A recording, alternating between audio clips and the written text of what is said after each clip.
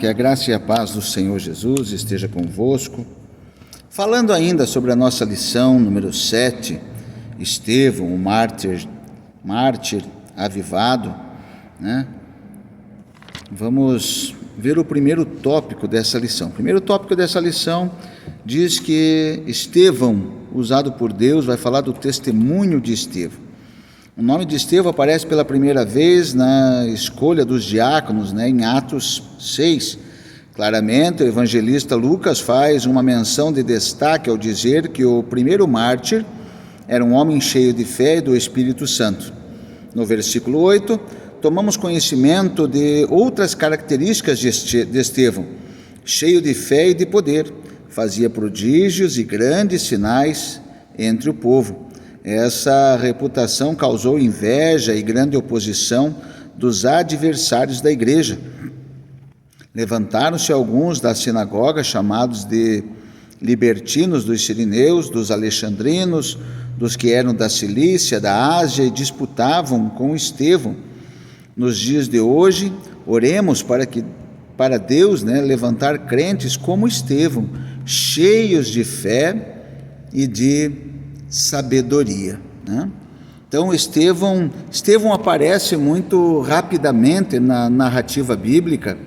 Nós não temos e não sabemos nenhuma informação biográfica sobre ele ou sobre qualquer outro detalhe que faz com que seja possível conhecermos um pouco mais da sua origem, da sua linhagem. No entanto, o curto relato sobre ele no livro de Atos dos Apóstolos já é suficiente para nós termos a certeza do tipo de homem que Estevão foi. Quando olhamos para o seu testemunho diante de uma morte iminente, de uma morte certa, nós percebemos que aquela discussão citada sobre a sua origem, se ele era da Palestina ou era da dispersão, não faz qualquer sentido. Isso porque Estevão era um cidadão do céu. Ele amava mais a sua pátria celestial do que as suas tradições, do que as suas origens terrenas. Ele amava mais a vida de seu mestre Jesus do que a sua própria vida. É impossível nós não percebermos as semelhanças entre as acusações sofridas por Estevão, bem como a sua própria morte, e as acusações depositadas sobre Jesus e a sua morte lá no Calvário. Estevão foi condenado para a morte por falsas acusações, assim também como Jesus foi. Nós vemos isso lá no livro de São Mateus, capítulo 26, lá no livro de São Marcos, capítulo 14. Também da mesma forma como Jesus orou no momento da crucificação, pedindo para que Deus perdoasse os seus algozes, aqueles que estavam lutando contra a sua vida. Estevão também da mesma maneira orou dizendo: Senhor, não lhe imputes esse pecado. Está lá no livro de Atos, capítulo 7, verso 60. Nos momentos finais da cruz, Jesus entregou o seu espírito ao Pai.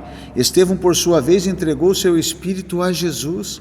Essa foi sim uma clara declaração sobre a divindade de Cristo. Então ele seguiu os passos do Mestre em todos os momentos da sua vida, em todas as situações da sua vida. Podemos nos comparar com Estevão, ou nós podemos hoje meditar e pensar que eu tenho que melhorar muito ainda, chegar nesse nível espiritual. Também na morte de Estevão nós podemos ver o cumprimento da promessa feita por Jesus de que as portas do inferno não prevaleceriam contra a sua igreja. A palavra inferno foi utilizada para traduzir o original do grego Hades, que nesse caso significa a morte. Nem a morte pode nos separar. Paulo chegou a dizer: o que é que pode me separar do amor de Deus? Em outras palavras, Jesus diz que o poder da morte não poderia triunfar sobre a igreja. Ao contrário, a igreja triunfaria sobre a morte. A vida de Estevão foi uma prova real disso. Estevão morreu, sim. Estevão morreu e uma grande perseguição aos cristãos foi desencadeada.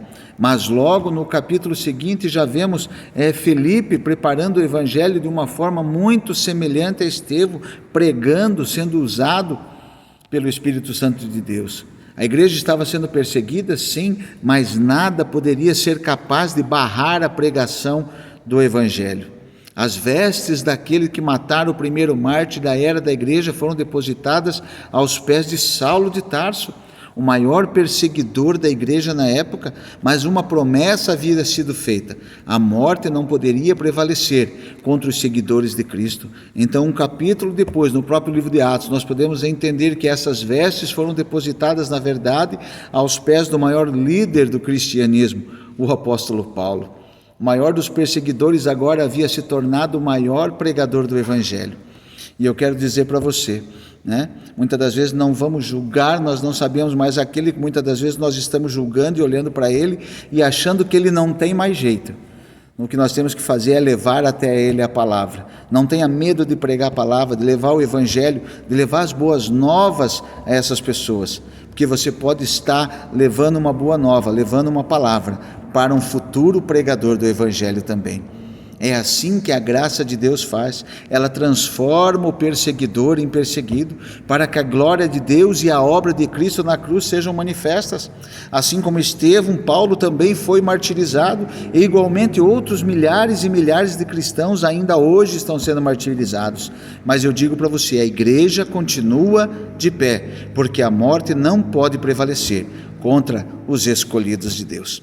Deus abençoe a sua vida, medite na palavra do Senhor, leia a lição da escola bíblica dominical, e no domingo esteja na igreja, participe da escola bíblica dominical, vá aprender um pouquinho mais da palavra do Senhor Jesus. Deus abençoe a sua vida, em nome de Jesus.